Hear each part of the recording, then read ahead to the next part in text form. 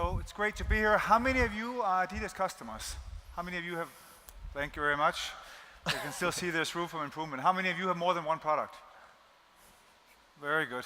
It's great to be here today with Florian. Runtastic belongs to our company. We'll speak a bit about the interaction between Adidas and Runtastic. But just describing whom we are and why people come to work every day and why we want to be a company is we believe that through sport we have the power to change lives. That's the culture we live. That's why people come to work. That's what we preach in the market, because we do believe that we do have the power to have an immense influence on people's lives. And if you look back at our founder, Adi Dassler, he was obsessed about helping the athlete to make a difference, to become better in his game or in his life or in his world. But he really wanted to build, in essence, the best product for the athlete. That was the only thing that mattered. And that is what we want to do. We are a product company. We want to build the best products for the athletes. And a lot of the products were actually on the athlete's foot. So those of you who know Stan Smith, one of the best tennis players in the 70s, we built the best tennis shoes for the athlete. So that's the origin of the company, but that's also whom we are today and actually makes us who we want to be. And in 1936, many, many years ago, when Germany had a very different and difficult political environment, Adi Dassler actually had the courage to build the running shoe for Jesse James, the African-American runner that went and won several Olympic medals. In 1954, the wonder of Bern, Adidas created the replaceable stop, and that meant that we could change the football shoe's functionality. And in the second half, when the rain started to come, we could deliver a better product that allowed the Germans to win the World Championship. We had the Fosbury flop, we had Cassius Clay and Muhammad Ali. So throughout our entire life, we wanted to build the best products for the athletes. And of course, when Adi started, that was a very manual process, but that has changed completely in the last couple of years. So what we're looking upon today, and that's why this is relevant for us, we're looking upon and saying, how can digital actually influence the way we create product, and how can we make the best products for the athletes by using technology to build those products? And that's what we're looking into, and I do want to show you just a 2-minute video of a super cool product that's coming into the marketplace in a couple of months that some of the lucky of you can get. It's going to be very restricted in the beginning, but this is a product created through 3D printing. So let's try to run the video, please.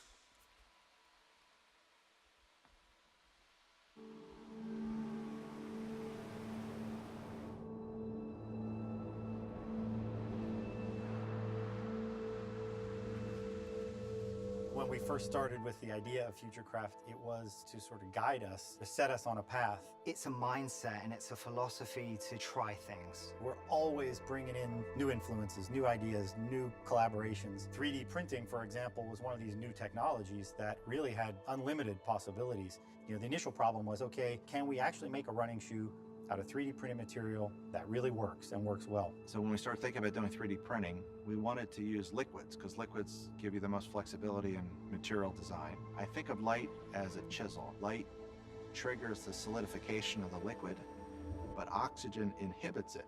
That allows us to have the object grow. What's really interesting about this collaboration with carbon is we're seeing a convergence of a completely new manufacturing technology. We're going to scale it with the best industrial partner in the business. We're able to deliver tens of thousands and moving to hundreds of thousands and into the tens of millions.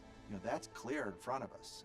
We have this amazing opportunity to innovate the printing process, the liquid rising. And growing in that context can give you new design thoughts you've never had before and new performance capabilities that wouldn't be possible by traditional manufacturing. This three-dimensional mesh structure, it's a lattice, it's a matrix, it's a web of individual elements. Each one of those little elements is tuned specifically for a purpose. These lattice structures behave quite differently than anything we've dealt with before. They're much different than foams. Now we have every individual area of the shoe to work with, which is a completely new horizon for us and a new venture. If you really want to make a shoe that's a size 9, that same shoe for someone who's 180 pounds versus 100 pounds has got to be different. We can go in within every single cell and engineer that exact cell to do exactly what the consumer needs it to do just for them.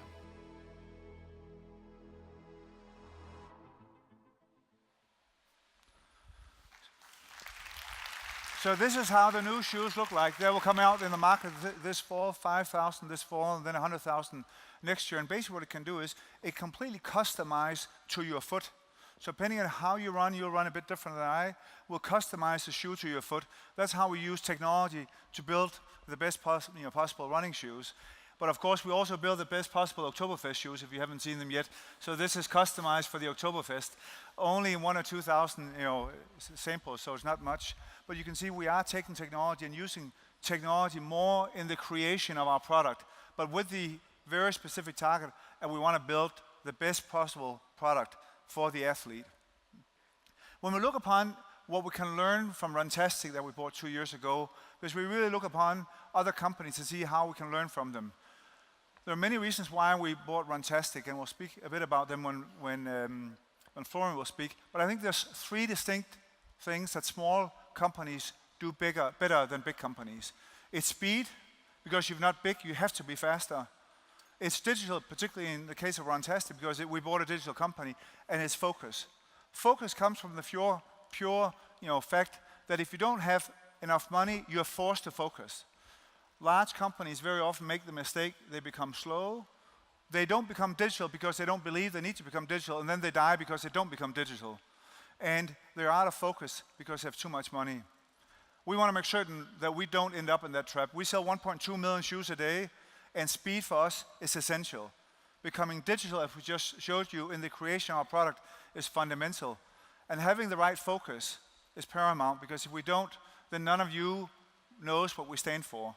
And we want to stand for being a company that has the power to change lives through sport. What we did do is, last week, Florian, Eric Liedtke, who's here in the audience, who runs our brand and product division, and myself spent a week in Silicon Valley with Google, with Facebook, with Microsoft and Amazon, and of course with 3D Carbon, to really make certain that we continue to look upon which technologies out there that we can apply to our company that will make us a better company. And maybe as one of the last examples, we don't do any digital advertising anymore. Everything goes digital. You never see us in TV. So seeing what we can learn from the companies in Silicon Valley, but also from Runtastic, which I spoke about, speed, focus, and digital, is immensely important for us. And that was one of the reasons why we bought Runtastic, because we believe they can add values to our company that will make us a better and a more competitive company.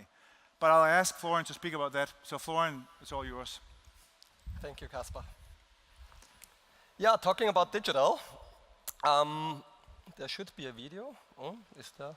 No, there's the video not in there. What the video would have shown, sorry for that, is just we got acquired by the 5th of August 2015. And as mentioned, one of the biggest part was how can we use our digital technology and knowledge and transfer that also in a big company. And sometimes that sounds easy, but I think for all of you, when you ever get in a position of being acquired, what is very important is really that you focus on your vision and think about whether your vision fits also to the vision of the company who want to acquire you. This is especially if you want to really think long term. And we heard it from Kasper, the core belief from Adidas: through sport we have the power to change lives.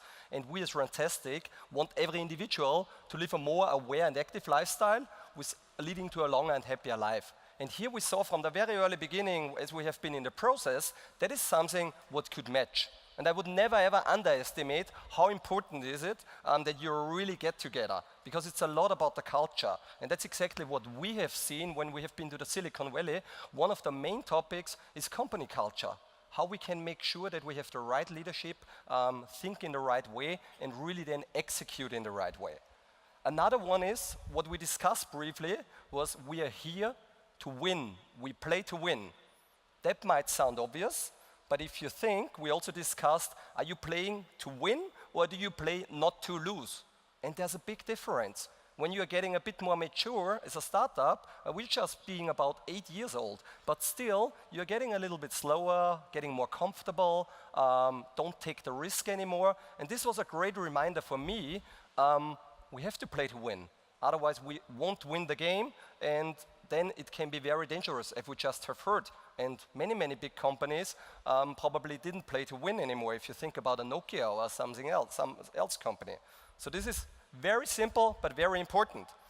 Third one, however you want to call it, the work, sport, fun, life, whatever balance, is also quite important. as a leader. Why is that? We all do know when we're founding a company, we're being motivated, we're doing everything, but we also have to keep the balance. Especially, again, if the company gets bigger. And at Adidas, there are more than 60,000 people. We are Runtastic, more than 200 people now. And it's, again, a lot about the leadership and also how you can keep the balance. That is also what we took away from the Silicon Valley trip. What did I learn as an entrepreneur? What are my main lessons which I want to share? First of all, entrepreneurship is a lifestyle. It's not something you do like as a job or you're just saying I'm going to become an entrepreneur. Usually that doesn't work. And it's very important what is your purpose, why you are doing that. If you just start for money and say I want to sell my company, this is my biggest goal, that's probably wrong. And it is wrong. It's really a lifestyle. There's no on and off. In interview, people often ask me, how many hours a week are you working? And to be very, very honest, I even don't know. Because sometimes work is becoming spare time and vice versa. This is really something different. And this is important, especially for all the young people out there thinking about doing their own company as well. Break the rules, or at least change the game. If we would have thought or here to all the people, they told us 8 years ago why Runtastic is not working. This is a little bit this Austrian, German, European problem or challenge. That you tell them an idea and they all do know why it's not working. So, and here you come in. You have to change the game. You have to break the rules. Nobody thought, why should you go run with a smartphone? That doesn't make any sense. We got so many no's at the beginning that we also didn't get any investment. So we never got an investment round. What we did at the beginning, we worked at the weekend, took that money to finance our company. Coming back again to Kasper's, what he said before, if you don't have that much money, you have to focus. We didn't spend €1 for marketing in the first 2.5 years because there was no budget. And it really helped us a lot, to be quite honest. And it still helps us now really think about what are we doing with money and how you use the money you have. Third one, also very important, if you're growing, there will come a point where you have to learn from manage to lead and becoming a leader. This also sounds so obvious, but this is really not. It's really one of the hardest parts, doing good leadership. What can you do to improve your leadership? I wrote 3 words there, like coaching, mentoring, and also inspiring. And I think it's very important to find somebody. When I was in the US, so years ago, somebody told me almost each CEO in the Valley has somehow a coach or is doing some business coaching or mentoring. So I started that 3 years ago. I'm doing that on a monthly basis. So I have a coach and a mentor, and that helps a lot. On the one side, to get a better bird view of your own business, where you're in, but also to get something from the outside in. And I just can really recommend that you are going to search somebody. And it's not necessary your industry or you're especially in digital, whatever. So many people out there, they can give you great advice. And you have to learn to lead if the company is growing. And there's a big difference whether you're being 20 people or you're being 50, 100, 150. And I would say it was almost never that difficult like now with more than 200 people, because you're getting the silos, the office now has 2 floors. All the little things really matters, and you have to think about how you manage and lead that business. Very important, very obvious, team is key. And this is really important. Together, everybody achieves more. We are playing in a team nowadays, and I think all the leadership styles which are really driven just top down won't work in the future anymore. This is also the next generation, the millennials. They really want to have a purpose. They want to be part of a team. And everybody must be a team player. This is very, very important for the future, I think. What I also do like a lot is, some of you might know Simon Sinek, the Golden Circle. Start with the why. If you start something, ask yourself the question, why I'm doing that? Then think about the how, and then I'll ask you, what should be the result? What are we going to do? So there's a very good TED Talk from Simon Sinek. If you haven't seen it, you should definitely check it out. I talked about that one. There's a big difference between a boss and a leader. Make sure that you're being a leader, that you're really being part of the team, as already mentioned. And the attitude. This is super important. Again, here, Austria, Europe. Everybody can think about themselves, in which class you are. But it's really the attitude what changes and drives a company. Also what drives success. And there might be bad days and there will be bad days. but there is always the chance to really switch the attitude, and I think this is very, very important. I'm usually ending my slides very, very simple, that you high five your neighbor. I'm doing that here with Kasper. Give yourself a high five. You will see something really cool what is happening in your eyes. You are smiling, and never forget, it's not that hard to do that to your coworkers, to your friends, to whomever. So high five people, smile a bit more. And I just want to say thank you to Kasper for doing that with me, but also to you guys for your attention. And I hope we could share a little bit how we are working together and what are the plans for the future. I'm totally excited about it, and I'm quite sure we will make a big, big difference, and you will see a lot more of Adidas and Runtastic in the next coming years. Thank you. Okay.